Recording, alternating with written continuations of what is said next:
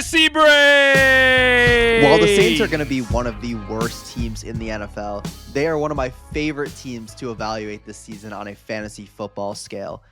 You have a new head coach in Kellen Moore, who is one of the most prolific play callers in the NFL, just won the Super Bowl with the Philadelphia Eagles as offensive coordinator. Spent time in LA with the Chargers, was very successful there. Spent time in Dallas with the Cowboys, was very successful there. And all we've seen with Kellen Moore is that when he is coaching and he is calling the plays, the offense is running very smoothly. You have a quarterback battle between one of my favorite prospects and players in the league, Spencer Rattler, and then rookie second-round pick Tyler Show out of Louisville. You have another one of my favorite players in the NFL, Alvin Kamara, coming in for his, I believe, 9th season in the NFL to this point. And then you got a receiver core that has a lot of question marks coming into it. Both Chris Olave and Rashid Shaheed had pretty big injuries last year where they missed most of the season. And then you sign, 30-year-old Brandon Cooks to come in. He hasn't been on the Saints in about 5-6 years at this point, but looks like he wants to go back there to end his career off in harmony. So this is going to be episode 15 of the 32-team series featuring the New Orleans Saints. The New Orleans Saints are going to be, like I mentioned, one of the worst teams, but there is a lot to talk about today. So make sure you stay till the end of the episode. If you haven't checked out episodes 1 through 14, go check those out. We just released a really good episode on the Carolina Panthers and their outlook this season, me kind of describing why I am not as high on their offense as others are. But definitely make sure to go check those out so you know how the format of this episode is going to work. And then make sure to follow us on all of our social medias. You can find the tags in the description and below on this episode at Leatherbrains. But let's get right into it. I talked about it. Kellen Moore, that's a great move for the Saints team. You go from Dennis Allen, who is a defensive-minded head coach. Now, I know that I'm a Bears fan, and I love Dennis Allen as our new defensive coordinator because he's a great coordinator, but he's not a good play caller, and he's not a good head coach. What Kellen Moore can bring to the table is a very prolific offense for years to come. Spencer Rattler comes in, second-year quarterback out of South Carolina and Oklahoma. Last year, only 1,300 pass yards, 4 touchdowns, and 200 rush yards in only 6 games as starter. So I think the 200 rush yards doesn't seem that high, but if you put that on a full season perspective, he could be rushing for about 500 yards on the season, which would rank in the top 5 to 10 of the league. So I think that's where, Rattler has really shined so far, especially in training camp. All the reports from Saints camp is that he's looked great. He's easily outperformed Tyler Show. And Rattler, if you've been watching us for a while, has been a player that I've been very high on for a while. I think, one of the reasons why I love him is his ability to read a defense and process it.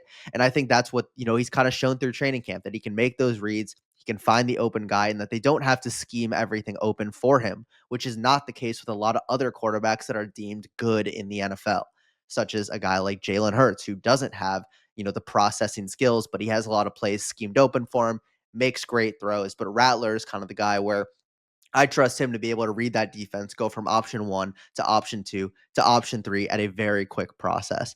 And you pair that with a beautiful arm, a beautiful ball that he throws, very tight spiral. Very excited to see what Rattler can do. The preseason is going to be a big determinant of who the starter on this team is going to be.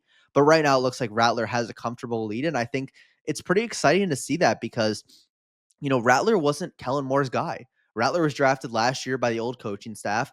And then this year, the new coaching staff takes Tyler Show.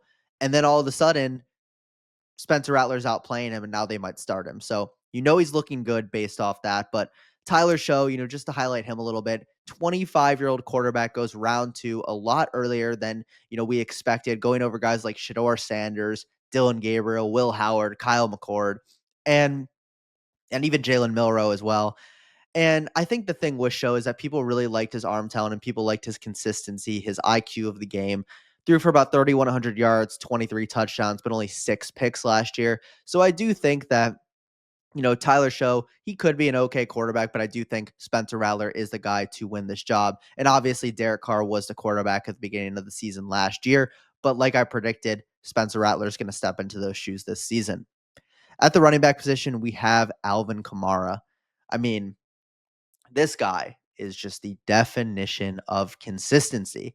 You talk about Alvin Kamara, he's finished as a top 16 fantasy running back every year of his career, including an RB1 season a couple years back.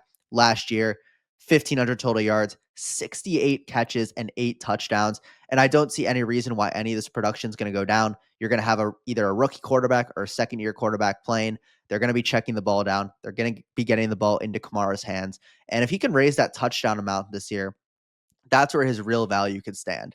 And I think I would have him higher if I thought the Saints offense was going to be better. And that's going to be the common theme of this episode, is that I really like these players on the Saints. Spencer Rattler, Alvin Kamara, Chris Olave, three of my favorite players at their positions.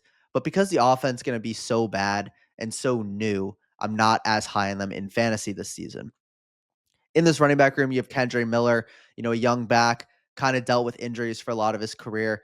Don't have too much hype for him moving forward. And then they also brought in Cam Akers as well out of free agency from Minnesota. So you get a couple backs in this room, but the guy I'm a little bit more excited about, who did recently suffer an injury, they said he's going to be out for a few weeks, is Devin Neal, the day 3 pick out of Kansas. And the reason why I do like Devin Neal is he was very consistent in college, and he can actually provide a 3-down skill set.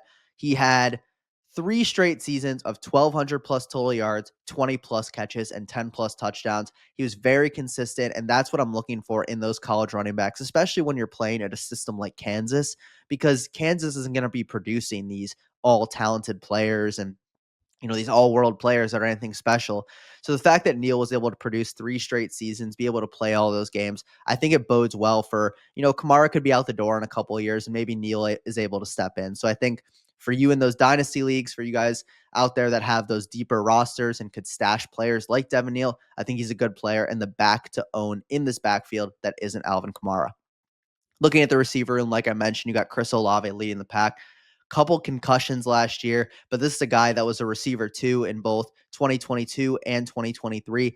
Very talented player. He's a possession receiver, very solid route runner. And I think that he's going to be the safety blanket in this offense. One of my bold predictions that he's going to catch 100 passes. And I think him and Rattler do have a very good connection. Unfortunately, Olave just was not able to stay on the field last year. And I think that it's hard to predict injuries, but with something like a concussion, I will say that I am more confident this year in him to be able to stay on the field. And I think that he could be in for a really big season. And he's just going so late in drafts right now. So he only had last year about 32 catches, 400 yards, and a touchdown in 7.5 games. So not great, but I do think that number is going to uptick this year with some more steady quarterback play. Rashid Shaheed comes in as the receiver 2 on this offense. Only played 6 games last year, tore his ACL, unfortunately, but he was on a heater early on. 20 catches, 350 yards, and 3 touchdowns, like I mentioned, only in 6 games. He's going to be a deep threat. He's going to be stretching the field. I think in best ball, you got to love this guy because he can always give you a long touchdown. But I think his ceiling definitely is capped in redraft, knowing that he's not going to be very consistent.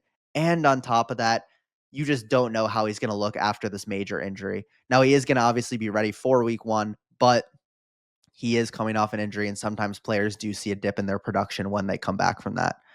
I mentioned that they have Brandon Cooks as well, coming off his worst season of his career, only 250 yards and a couple touchdowns, but he could provide some serviceable weeks. And I will say, I do think he'll be a better real life player than he will in fantasy. So don't think he provides much value. And then as well, you also have Bub Means, rookie receiver from last year. Not very relevant, but definitely want to include him because if there is an injury in this room, he could become relevant. And I think that's the thing with Brandon Cooks, is that Cooks does become a viable option in your redraft leagues if either Shaheed or Olave goes down, just because with this Saints team, they're probably going to be losing the game, which means that they're going to be passing the ball and that there's going to be a lot of pass attempts. More pass attempts means more opportunities to catch the ball. And if you're in a full PPR league, then that's going to be money for any receiver that's going to be playing in this offense. Juwan Johnson, I think, is also a very underrated player, fresh off a 3-year extension. Had a great season last year, 50 catches, 550 yards, 3 touchdowns, was the leading receiver on this team. I think that he's gotten, I wouldn't say outshined, but he just has never really gotten any credit for what he's done on this offense. I don't think he's anything special, but when you really do think about it, I do think that he can have some standalone value in a best ball format where he could catch a touchdown here and there. And I do think he does have, week to week upside with being a nice big safety blanket over the middle for Rattler. And so I like Juwan Johnson in best ball format, similar to in the last episode I talked about Jatavion Sanders and why, I think if you're in an offense where you have a young quarterback that needs a safety blanket, you're an athletic big tight end, those guys are going to have random weeks. You're not going to know when to start them, but in a format like best ball where it starts your best lineup every week, I think that's the format to take them in. Looking at actually how we project this team to be, I only have them throwing for about 2,800 pass yards and 21 touchdowns on only 317 completions. So I don't think it'll be a great offense. This is going to be my worst offense in the NFL.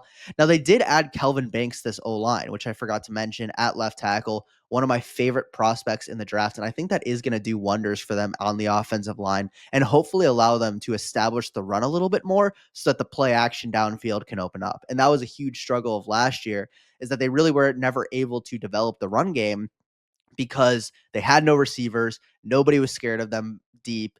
Quarterback play was different guy every week. So I think this year, hopefully Banks can improve that stability that the Saints had back in the Drew Brees, Sean Payton era.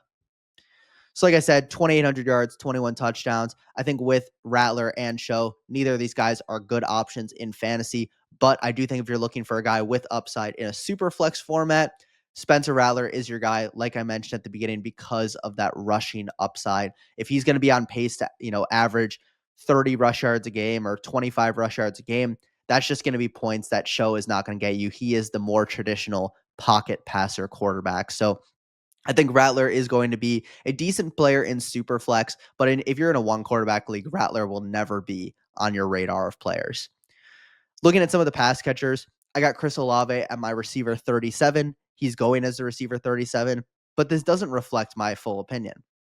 His upside is very high. I think he could finish as high as receiver 16 or even receiver 15 because I think he could be a guy that goes out there and gets a ton of catches and a ton of yards. And maybe he doesn't score that many touchdowns, but he racks up the volume. And I think that's where his value could come. So I think that it's about whether you believe in his value or not. This guy's a former first round pick. A lot of people before this year had this guy as a top 20 receiver, top 20 dynasty receiver for sure.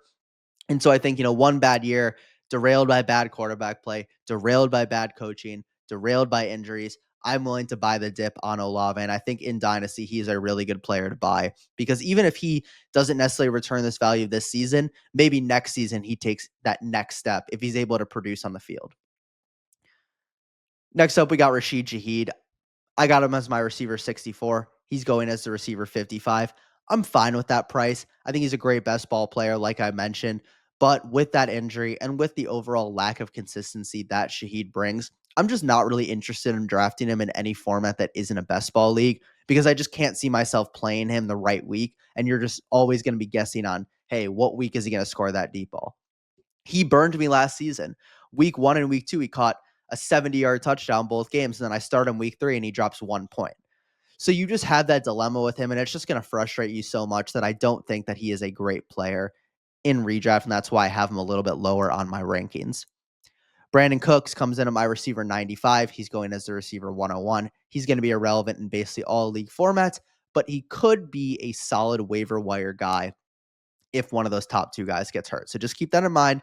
Best ball, I wouldn't draft him, but redraft, keep him on your radar in case there is an injury. Now, we don't know how Cooks is going to look, but he has played for this team before. It is a familiar, area for him to be in. So maybe he'll kind of get back to his old self from what we saw even just 2 years ago, with more consistency like he had with the Cowboys back in 2023. Looking at Juwan Johnson, I got him as my tight end 27. He's going as a tight end 33. And like I mentioned, he was good last year. He was a top 20 tight end. And I think his price is very good, especially if you're in a tight end premium league, if you're in a really deep league where you might need to start a ton of guys, or you just have the roster to be able to hold him. I think in best ball, his price is definitely worth it. And I think that he does provide that upside that we talked about. But of course, you're not going to put him in that upper echelon range. And on top of that, the offense is bad. So you can't assume that the touchdowns are going to be there. I have him throwing for 21 passing touchdowns. That could be generous for all we know. I don't think it's generous, but I think that it could be generous, or it in reality could be. So I think just keep that in mind. It is tough, especially in an offense where there's going to be a lot of different mouths to feed with Olave and Kamara really vacuuming up those targets. a lot of people would argue that a player like Juwan Johnson was only good last year because all those players were hurt. But I do still think that with his extension, the Saints did show that they do have commitment towards him and that he is a good player.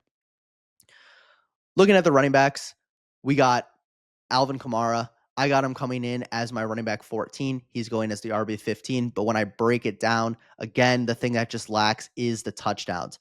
I got Kamara going for about 770 rush yards and 6 touchdowns. And then on top of that, I only have him projected for 55 catches and about 500 yards.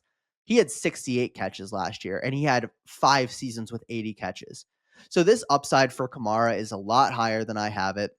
His touchdowns could easily score more than 8. That's what he had again last year. And I don't think the situation can be any worse than it was last season. So if Kamara was the RB15, RB16 last year, I don't think it could get any worse this year with improved O-line play, better coaching, more stability in the quarterback room. So I love Kamara. Upside is always there. Very safe player. If you want to go with the injury, thing where he's got to miss a season at one point, he's going to be 30 years old. That's fine. I'll buy the dip and I'll take Kamara in every draft. There's not really any running back else, that's kind of worth it on this team. But Devin Neal is the best back that I mentioned if you want to handcuff.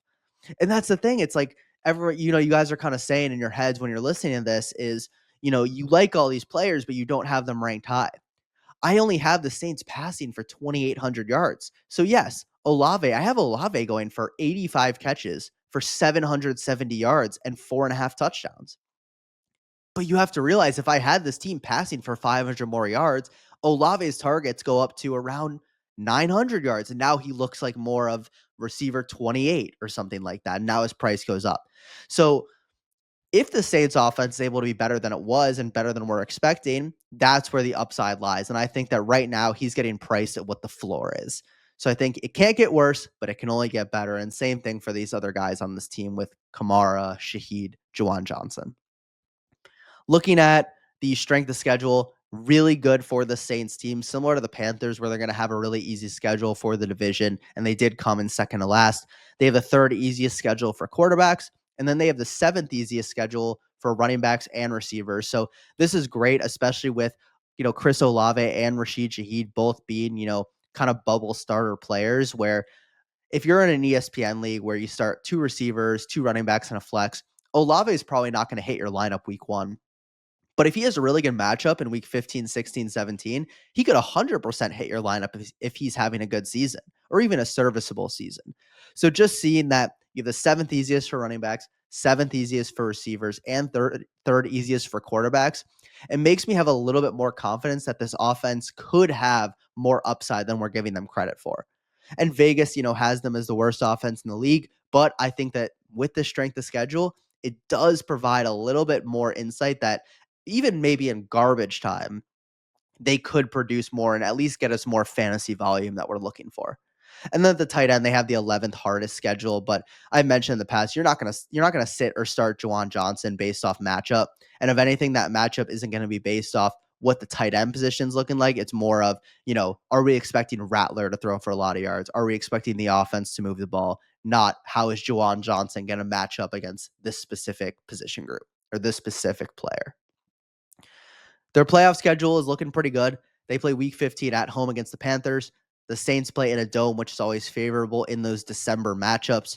They play week 16 at home against the Jets, which is not a great matchup. And then they have week 17 in Tennessee against the Titans. So pretty solid overall schedule in those playoff weeks. I don't think it's anything special, but I don't think that that's going to make you, stay away from these players in any format, because we saw, they have the 3rd, 7th, and 7th easiest schedule for those top 3 positions. So that especially earlier in the season, these Saints players in best ball formats might be able to provide you some very good volume to get your teams actually in the playoffs. And when your teams are there, maybe you sit them for some higher upside players. Just looking at some of the miscellaneous storylines before we close out this episode, how does the quarterback situation affect these pass catchers? And I think the truth is, no matter who starts between Show or Rattler, I do think these guys are all going to be solid regardless. I think both are good passing quarterbacks. Rattler might run a little bit more, but I don't think that they become limited in any way based off who the quarterback is. And then the only other thing that I'm interested to see is if one of these younger running backs finally starts to eat into Kamara's workload. Because Kamara, as much as we all love him, maybe for these last few years of his career, he starts to become more of a primary receiving back to keep him fresh. And then you start to see either Kendre Miller, Cam Akers, or Devin Neal step in and start to get some of those carries so that they're not feeding Kamara 20 touches a game at age 30, especially when they're not going to be a competing team. So realistically, is that going to happen? Probably not, because none of those running backs I named are household names. None of them are that great. But it will be interesting to see if Kamara continues to have that huge workload like he's had the last few seasons. Now, I hope that you all enjoyed this episode with the New Orleans Saints. And I know this is not a fun team to talk about, but next time that we're on this episode, it is going to be a very fun team because we are talking about the Tampa Bay Buccaneers next, who are a prolific offense that lost their offensive coordinator. So there's going to be a lot to talk about, a lot of players to discuss.